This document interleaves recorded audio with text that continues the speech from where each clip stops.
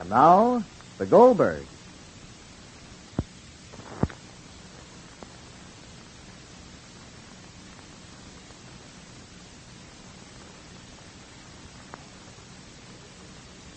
And now, the Goldbergs. Molly Goldberg is cooperating with the medical profession in her own way. When she learned that Dr. Cater believed that Sylvia's father ought to get married to the woman he wanted to marry 15 years ago, Molly took it for granted that this would help Sylvia. Allyson and Esther Miller had loved each other for 15 years, waited 15 years. It was romantic and right that they should marry. So Molly decided to surprise Allyson and Esther into marriage. But Mr. Allyson and Esther were deciding the course of their own lives, deciding not to get married because of Sylvia. At this moment, Sammy's walking into Dr. Cater's office. Come in, Sammy. I'm glad to see you. My mother and father are coming over, and I walked on ahead because I wanted to speak to you first. Is there anything wrong? No, everything's all right. That's what I want to tell you. Everything's all right. Oh, I'm glad. Sit down, Sammy. Thanks, sir. You've done a great deal for me, Dr. Cater. I wasn't a very good patient either. Good patients are never patients. No, I mean, Dr. Cater, that, well, I knew enough to act more decently than I did. I should have understood what you were doing and helped. Instead of fighting you all the way. Everything was usual, nothing extraordinary.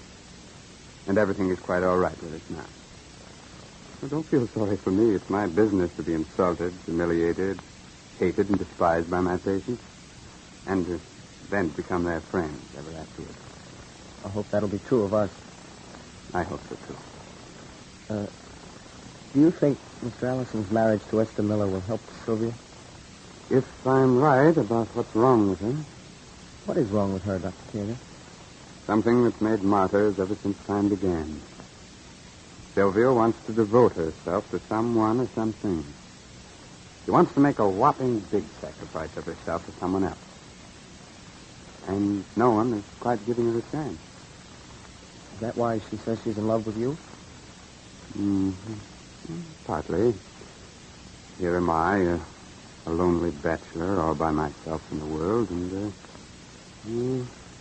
so on and so on. Well, there are lots of lonely bachelors. Yeah, but I'm the only one who will forgive Sylvia for anything she does, and she knows that. Yes, unconsciously, she's playing safe. How does her father fit into the picture? That's the other string to her bow. She can always devote herself to making her father unhappy. Only she thinks it's happiness. But if he marries Esther Miller, then bingo. Her father's life is completed. And he doesn't need Sylvia's aimless sacrifices. Therefore, Sylvia is trying to prevent her father from getting married by insulting Esther Miller, by sulking, crying, screaming, etc., etc. But what can you do then? I mean, just explaining it to her won't help. Well, it usually does. But in any event, this time I want Mr. Allyson to get married. That takes one string out of Sylvia's bow. Which leaves you. Which leaves me. Oh, pardon me. Come in. How do you do, Doctor? Well. Sorry to disturb you, Doctor. No, not at all. Come right Sorry in. to disturb you. Mr. Goldberg and myself have a few words to speak. Oh? Family, you got here before we did, sir. By the roof in Little Riding Hood. Family, did you tell Dr. Cater what our plans are? Well, I haven't had the chance, Ma.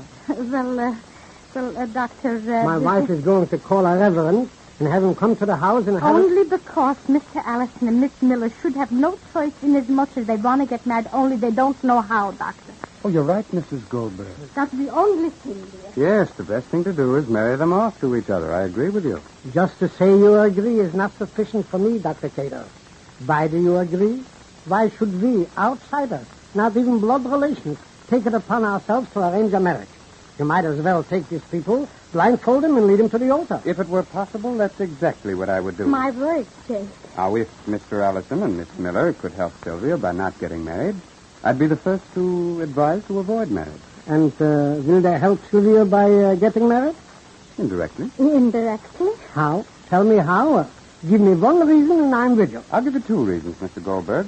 One for Mr. Allyson and Miss Miller, and one for Sylvia. C.J., darling, two reasons, not one. Excuse me. Go on, Dr. Kader. Yes. Now, Miss Miller waited 15 years for Mr. Allyson, and he waited as long for her. See that? They wanted to wait until Mr. Allison's children had grown up and were out on their own in life. I mean spiritually, morally, and mentally. Mentally. Now, the happiness that Mr. Allyson and Miss Miller will find in their marriage, that's not a thing to be easily sacrificed. And Sylvia is old enough to live her own life now, even though she persists in acting like a spoiled child. From Mr. Allison's point of view, his future will be bare and empty if he doesn't get married. Therefore, he should. You hear, J.D.? I hear, but this reason is good only if Sylvia met the qualifications which she does not. And that leads me into my second reason. Humoring Sylvia's unreasonable attitude is not going to help her. She must be forced to assume the role of an adult. But Mr. Allison has a responsibility in case she does not. That's exactly my point, Mr. Goldberg. That's exactly Dr. Kader's point. Yes, see, Mr. Allison can't have the responsibility because he doesn't understand Sylvia. Oh. He can't help her. Only a psychologist can. Only a psychologist. Yes, and I happen to be the psychologist. I have the responsibility. I've assumed it. And that frees Mr. Allison. Now, it's my advice that Mrs. Goldberg is acting on. Leave Sylvia to me. Leave Sylvia to Dr. Kader, darling, and leave the Reverend to me. I'll get the Reverend. You see, Jay, darling, it comes out of 1 and 1 and 2 and 2 and 3 and 3. You see, Jay, I don't see, but do as you please. Thank you.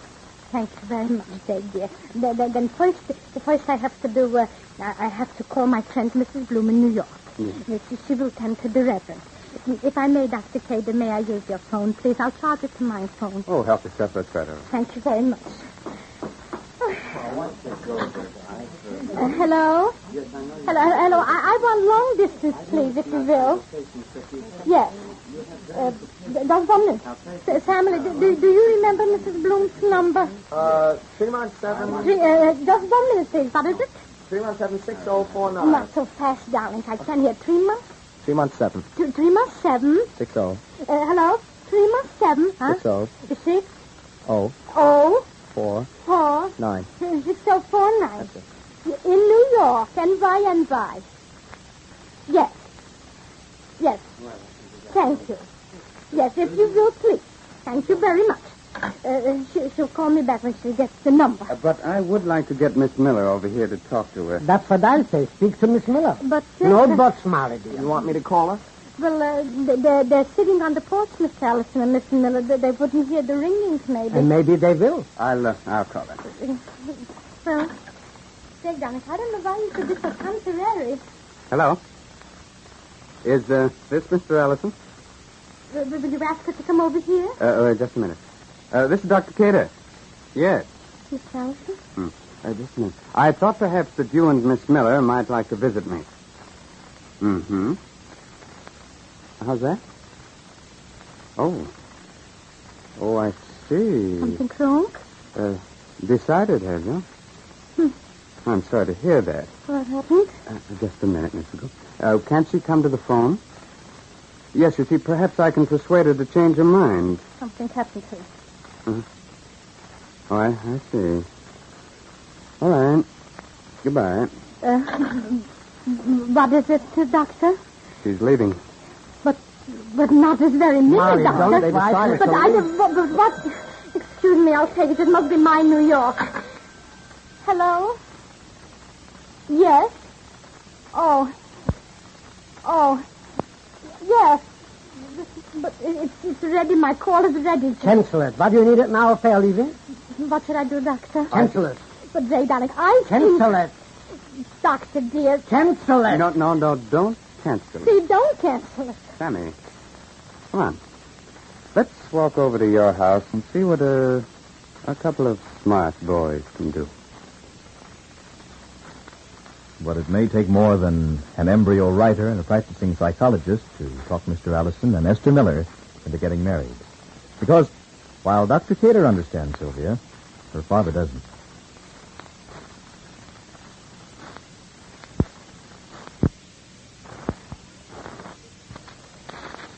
And be sure to listen to the next episode of The Goldbergs. Written for you by Gertrude Berg. This is James Fleming saying goodbye for the makers of Does, the new kind of granulated soap for all three kinds of wash.